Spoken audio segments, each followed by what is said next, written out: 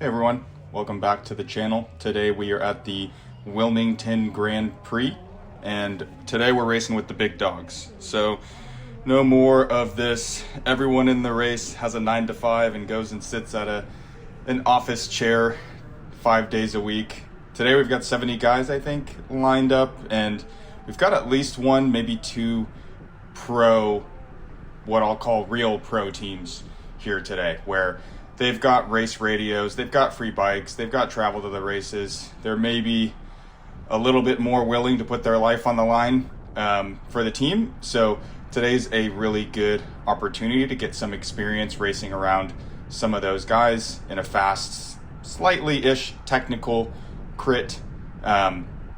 So the goal of today, there's only two of us on Mid-Atlantic Union today, myself and Steven. This is my first time racing with Steven, and he was coming off of a fourth place, and you can see him on the left there, a fourth place in the time trial the day before today. So he's a really strong rider, and you'll see today, well actually maybe you won't see him too much. In the 60-minute race, he was off the front for probably 30 minutes or so of it. So I was able to do a lot of sitting in and kind of looking at foundation, and they're on the left there in the black, Rockland. That was the other pro team here today. And there's a couple other pro riders. There's Jacob Hines' EF development team, but also a lot of people getting dropped today. I think we started with 70, like I said, and ended up with just under 40. So a little under half the field getting dropped. And you can see here, we're one lap in and there's already a bunch of gaps opening up. I think kind of as people went through that first technical corner 3, getting used to it. And you can also see we go inside or outside of some traffic furniture, I'll call it, in that turn. So I think everyone just getting a bit used to that. And I made the mistake of taking one more warm-up lap and went from being on the front line to being towards the back. So had to move up pretty quickly in the race, which I was able to do here. But I think even at this point, Steven is already off the front. So I'm at this point, and for the next couple, if not 10, 20 laps, just going to be looking at foundation and some of the other teams who have missed it to cover moves and to protect my teammate up the road. So we've skipped forward a couple laps here, and Steven is still off the front. You can see him, I believe he's the further one up there. Another team is bridging across to him, but the large teams have missed it. So I'm still just kind of sitting in, doing what I've been doing most of the race here and just filtering in as some of the other teams try to move across to it. Most of the day, however, it wouldn't really be a bridge across. It would be someone trying to bridge across and then the rest of the field kind of filtering in and stringing things out for a bit until it would slow down again, and then another move would go, and that process would kind of just repeat over and over again. So it was a pretty hard race to just kind of stay up, try to be up in the top 10, 15 wheels most of the time. But I was able to do so for the most part. And here we'll see going through this turn, I think this time I do take it through the traffic furniture, although some people come on the inside, and you'll see here, he just kind of squeezes through. I think my foot, or his foot, touches my wheel there. I don't know if I'd call that a dive bomb or not, or if we'd just call it two lines coming back together. But there were a couple of moments in the day that were a little bit sketchy, but nothing too bad. I don't think there were any crashes in the race. But with that, we'll go ahead and skip forward to the next moment. And speaking of dive bombs, not one lap later, you'll see a good example of what a dive bomb does look like. On the inside here on the right, you'll start to see a rider come up. And really, you gotta be on like lane 3 on the outside here to take this turn. And he's in like lane 1, and he brings the whole field kind of wide. We're touching shoulders a little bit. That was one of the sketchier-ish moments. Maybe it doesn't look like it on camera, but to go through the traffic furniture touching people is not the most peaceful thing, I'll say, to the least. But we'll skip forward again. So we've skipped forward a couple K once again, and I'm still just kind of monitoring the front, looking for foundation to try to chase across up to Steven, and sure enough, one, I think even two foundation goes, total goes, Jacob Hines from EF goes, so I know this is a good move to be following. So I'm doing my best to get back onto total's wheel here. I think I do a good job in the turn, getting back a bit, but The fourth turn there, I had a hard time kind of all day with. You'll see often, I think I carry pretty good speed into turn 3. But turn 4, I just had a hard time pedaling through and having the confidence to do so through the whole turn. So it's like I get back to the wheel, and then I drop the wheel, and I have to do a lot of power kind of up the hill to get back up to speed. But we kind of slow down here, and we still haven't caught Steven off the front.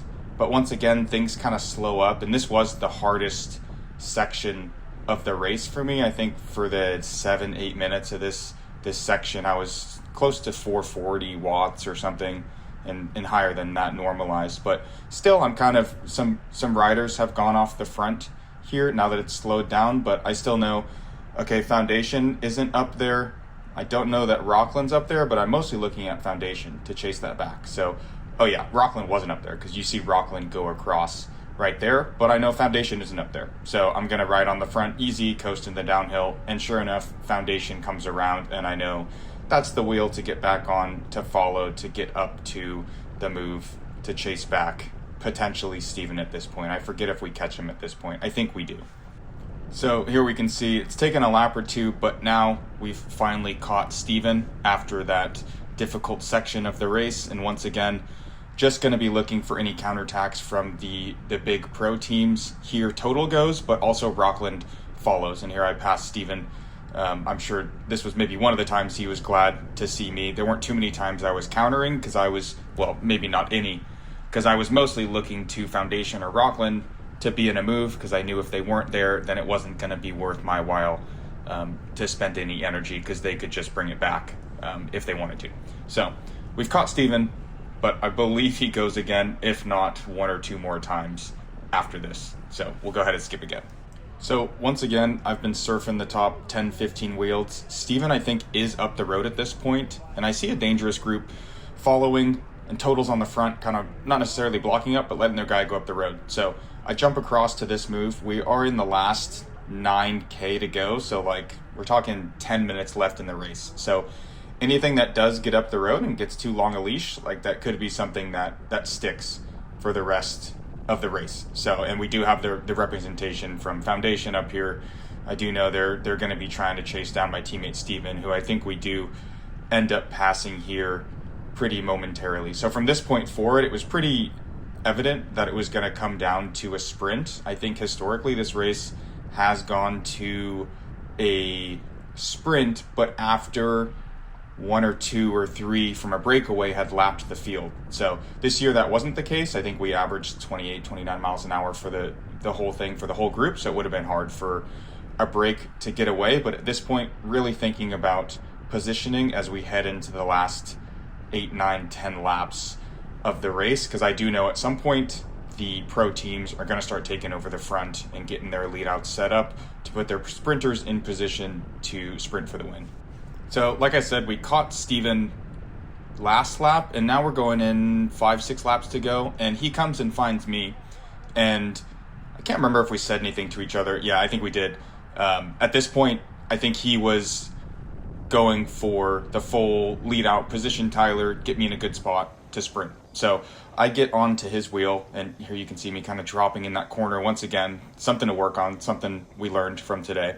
But he's sitting third wheel now, so I'm fourth wheel, and we've got 5K to go. So in my mind, I'm thinking we're a little bit far up, so I do let Ed come through here, and Steven's gone to the front at this point, and you can see here I would say I'd call it a mistake of the day. I don't know, it's hard to tell, hindsight's 20/20, but he does go off the front here, and instead of following him and kind of just staying and letting him keep me up and safe and positioned well, I let him go off the front, and Rockland comes through. I think they just came through with their 4-guy lead-out train. You can see on my right here, here's also a Foundation rider coming through. Like, here's the point where I should have kind of been cognizant of the fact that, okay, the pro kind of lead-out trains are coming through. Like, here's the wheels to be following at this point. But unfortunately, I sort of move over to the left here a little bit, to the protected side. There was wind coming off the side, and I made a decision here to go left to stay protected, and I should have gone right and gone around. You can see Steven is in front of Ed, who I was on Ed's wheel, and I was pretty confident with Ed being in front of me. I know he's got a lot of experience, but you can see trapped against the barriers here. I've got 1, 2, 3, 4, and some of the foundation guys as well, riders who are passing me, and I'm stuck against the barrier. There's nothing I can do except watch these riders kind of filter past me as I'm stuck against the barriers. So I know I want to move back up to get some of those positions back. And you can see total here, Zach on my inside, and the lane opens up on the outside here, and I see Steven in front of me up there. And this is the point, another mistake. I should have sprinted up there at this point. You can see there's 4 Rockland riders. There's 2 foundation riders. I should have been fighting for the wheel of the Rockland lead out train at this point. And instead, I'm once again kind of stuck against the left side with the right side kind of filtering up. I'm losing another 1, 2, 3 wheels. And it's not like my heart rate is pinned or anything. I think my max on the day was close to 180. I'm at 160. I'm coasting down the hill, although I'm stuck against the wall. But it was really a positioning thing and not a legs thing on the day, which is frustrating. But speaking of positioning, I do get kind of squeezed here to the outside where I've got to lift the pedal to not to pedal strike like I did in previous races, the Tour of Newport News crit. But here I'm back onto Steven's wheel. So I'm feeling a little bit better, but I'm stuck on the rails here, although some people are more willing to kind of squeeze through rails than I am. But being on Ed's wheel isn't an awful place, but you can just see on the right side, like I'm stuck against the barrier. I've got people moving up. I think I'm maybe 30th wheel at this point, which is frustrating because I was second wheel, could have been second wheel off the front with Steven not less than 2-3 minutes ago. So granted, Steven did come back, but I could have jumped off of Steven's wheel onto the Rockland train, and instead of kind of fighting back here with the rest of the group, I could have been having, I'm not going to call it a free ride, but definitely a smoother ride, a less hectic ride, kind of being back here in the washing machine if I was up on those lead out trains leading into the last 1 to 2 laps to go. So really the biggest lesson of the day, and you can see them, they're 40 meters up the road from me, is that if you're not moving forward in these last couple of laps, which here I am moving forward, this was kind of a good moment in the race. I took back a couple of spots, but really those were spots that I didn't need to take back because I should have been further up earlier in the race, because if you're not moving forward, you're moving backward, especially in the last lap or two of a race like this. But it is what it is. I learned something from the day. Here you can see someone kind of dive bombing down. Maybe I should have been doing that at this point to move up positions, but we're just over a lap to go at this point. And I know probably the only place now that I'm once again stuck against the rails that I'm going to be able to move up is on the backstretch, where people are probably going to be sitting up, well, not necessarily sitting up, but thinking about their sprint for this uphill finish. That's like 300 plus meters. And I know I have the legs at this point. I mean, the heart rate's getting up there, but I definitely have the legs to move up the field a little bit as we do go into 1 lap to go right now at 30 miles an hour up the uphill here. And I'll say it again, pinned against the rail. Although it is a good thing I'm on the protected side at this point. And there's really not too much I can do right here. And it potentially probably wouldn't be worth moving up on the windy side during that part of the race. But here, coming into the last K to go, this is where I've decided I'm going to put down a little bit of power. It wasn't necessarily a sprint. You can see I'm only doing 550 watts, but I'm trying to get as aero as possible. This is the protected side of the group, so this was the side to move up on. However, this is being on this side, I can't really see as we move to the left what's in front of me, and sure enough, there's a pothole that I did not know about, had not seen the entire race, that I hit right there. And of course, I dropped my chain, and I'm just able to get the chain back on. I'm looking down. I get it back on the little ring, onto the big ring.